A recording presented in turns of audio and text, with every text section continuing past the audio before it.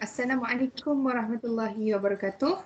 Mahkamah akan memulakan kes pada hari ini dengan kes jenayah bernombor 10016-143-0013-2021 di antara pendakwa syar'i dengan orang kena tuduh Aisar bin Aris, nombor kad pengenalan 900423103353.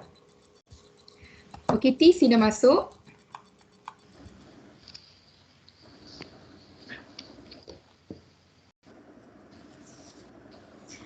Yang Arif, saya Nurul Fazlin binti Yahya, pendakwa syariah yang akan menjalankan pendakwaan kes ini. Maka saya mohon izin agar pertuduhan dibacakan kepada tertuduh. Sila teruskan.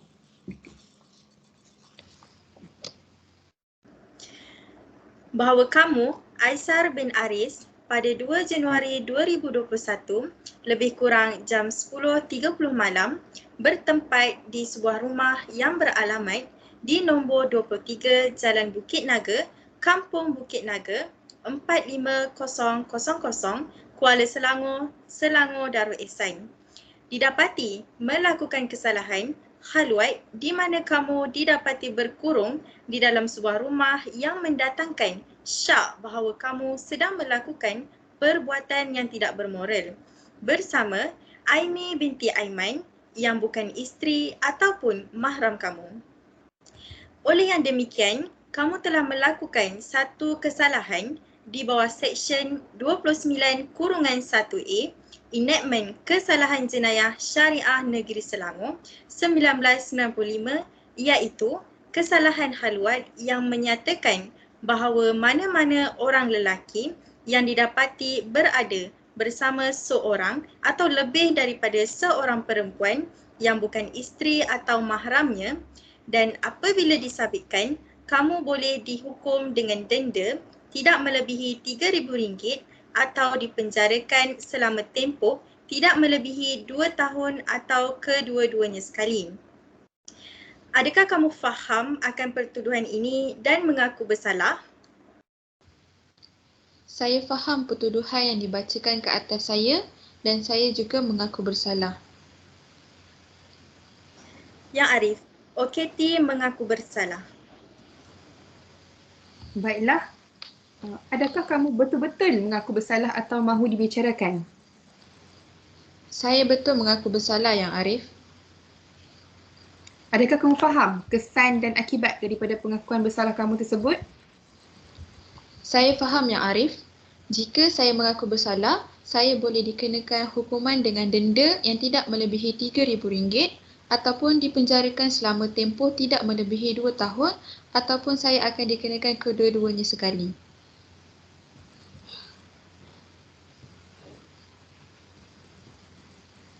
Pendakwa syar'i bentangkan fakta kes.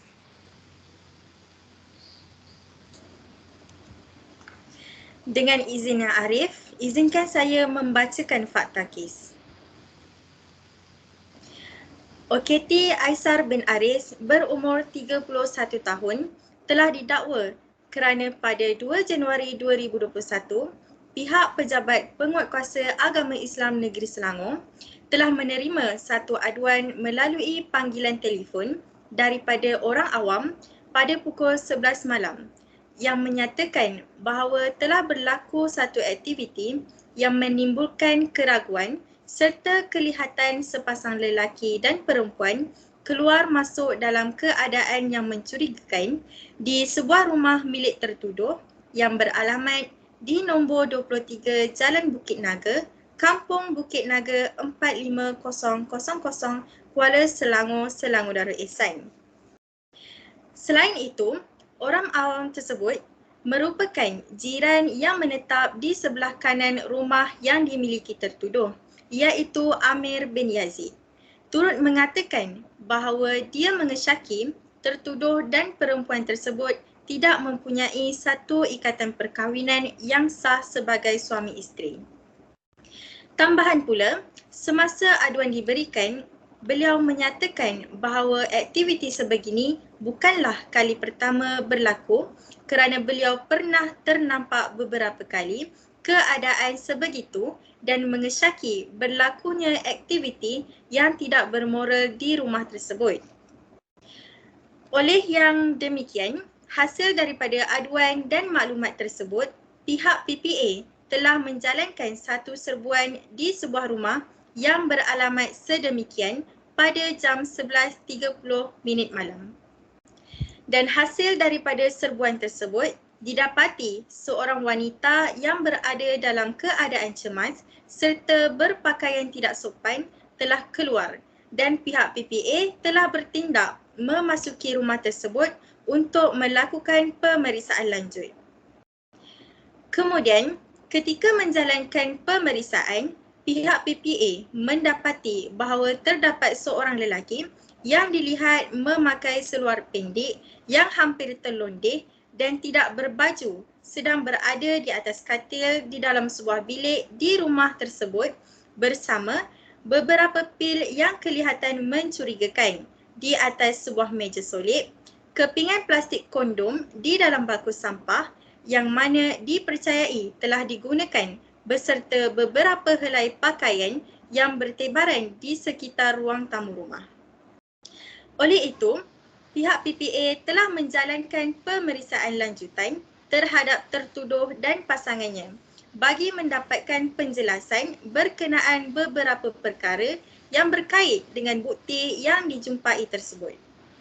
Dan berdasarkan pemeriksaan yang dilakukan terhadap tertuduh dan wanita berkenaan, pihak PPA mendapati bahawa pasangan tersebut telah membuat satu pengakuan dan menjelaskan bahawa mereka menggunakan pil yang dijumpai itu merupakan pil khayal atau nama saintifiknya ecstasy sebelum melakukan perbuatan yang tidak bermoral tersebut. Tambahan pula, tertuduh turut mengakui bahawa mereka tidak mempunyai ikatan perkahwinan sebagai suami isteri yang sah di sisi hukum syarak dan undang-undang. Apabila kedua-duanya gagal menunjukkan sebarang bukti seperti sijil nikah atau apa-apa bukti yang munasabah ketika diminta oleh pihak PPA. Oleh itu, pihak PPA telah berjaya menahan seorang wanita iaitu Aimi binti Aiman dan seorang lelaki iaitu Aisar bin Aris yang berada di rumah yang beralamat seperti yang telah dinyatakan. Seterusnya, tidak lebih dari tempoh 24 jam dari masa tangkapan dibuat, tertuduh beserta pasangannya telah dibawa ke Jabatan Agama Islam Negeri Selangor bagi menjalankan pendakwaan di bahagian pendakwaan untuk siasatan dengan lebih lanjut. Oleh yang demikian, OKT telah pun mengaku bersalah di bawah Seksyen 29(1A Enactment Kesalahan Jenayah Syariah Negeri Selangor 1995. Adakah kamu bersetuju dengan fakta kes yang telah dibacakan tadi? Saya setuju, Yang Arif. Baiklah, dengan ini mahkamah mensabitkan kesalahan khalwat ke atas orang kena tuduh di bawah Seksyen 29(1A Enactment Kesalahan Jenayah Syariah Negeri Selangor tahun 1995. Oleh itu, sebelum mahkamah memberikan hukuman kepada orang kena tuduh, mahkamah ingin mendengar sekiranya terdapat apa-apa rayuan yang ingin dibuat oleh tertuduh. Yang Arif, saya mohon untuk meringankan hukuman saya iaitu adalah untuk tidak dipenjarakan kerana saya bekerja sebagai penjawat awam dan juga dikenali oleh orang ramai. Jika saya dipenjarakan, ia berkemungkinan akan menyebabkan nama baik saya tercemar dan juga akan dipandang rendah oleh orang lain iaitu orang awam yang berada di sekeliling saya. Pendakwa syar'i, ada apa-apa hujah ingin dinyatakan? Yang Arif, saya memohon agar hukuman tidak dikurangkan iaitu sebagai pengajaran kepada OKT di atas kesalahan yang telah dilakukan dan memandangkan kesalahan ini adalah kesalahan yang melanggar hukum syarak dan wajar dijatuhkan hukuman yang berat demi menjaga kemaslahatan masyarakat.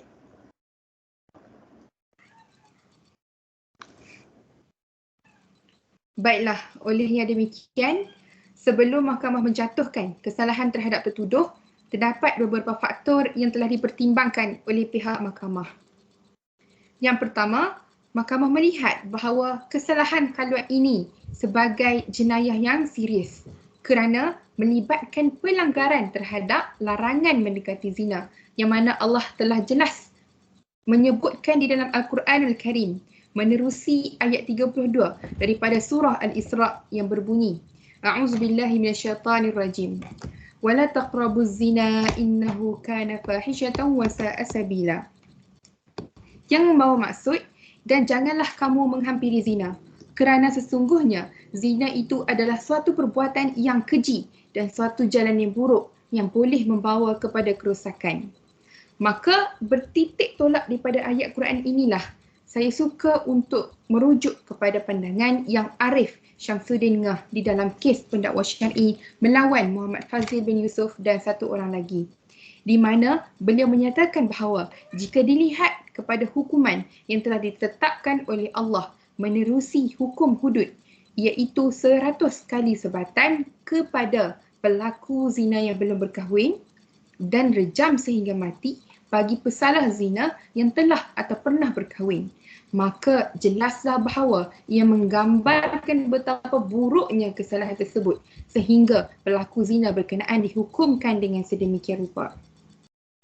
Walaupun jika kita lihat dari segi pengamalan di Malaysia yang keseluruhannya tidak menggunakan hukum hudud, sebaliknya takzir, tetapi ketetapan tersebut jelas menunjukkan bahawa perbuatan zina ini merupakan suatu kesalahan yang amat berat.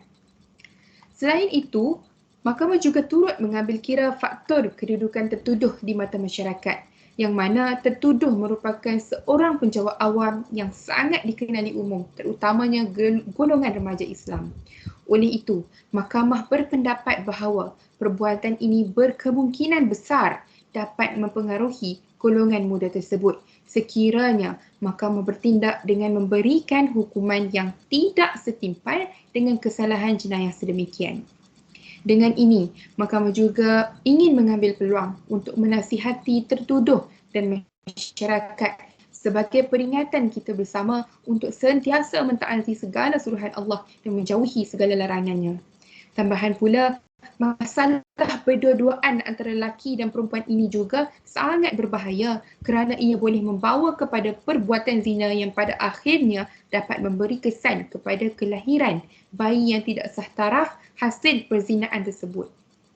Olehnya demikian, mahkamah mengharapkan agar kejadian ini dapat memberikan pengajaran kepada tuduh secara khusus dan umumnya kepada masyarakat di luar sana. Maka, berdasarkan pengakuan bersalah tertuduh beserta fakta kes yang dibentangkan dan setelah mahkamah menimbang rayuan tertuduh dan juga hujah-hujah daripada pendakwa syar'i, dengan ini mahkamah menjatuhkan hukuman terhadap tertuduh di bawah Seksyen 291A Enactment Jenayah Syariah Negeri Selangor tahun 1995 dengan denda maksimum sebanyak RM3,000 dan penjara selama 3 bulan dengan harapan supaya tertuduh tidak mengulangi lagi perbuatan ini di masa-masa akan datang.